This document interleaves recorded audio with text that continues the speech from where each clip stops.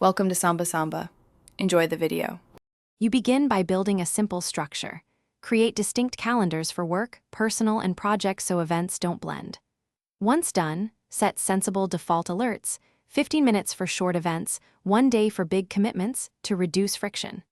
Make sure iCloud Sync is enabled and share relevant calendars with collaborators. This prevents double booking. You're establishing the scaffolding that makes every later step faster and clearer. So take these actions now before adding details. Next, you populate the framework by adding events and time blocks. Use distinct event types, meeting, focus block, deadline, and assign them to the proper calendar so visualization stays intuitive. Set precise durations like 30 or 90 minutes and apply recurring rules for habits or weekly meetings. Don't forget travel time and add notes or links to the event so context is always at hand. As you work, color code and drag blocks to optimize flow.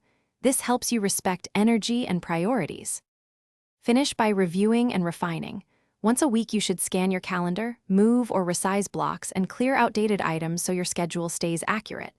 Make adjustments using alerts and shared comments to resolve conflicts. This keeps everyone aligned.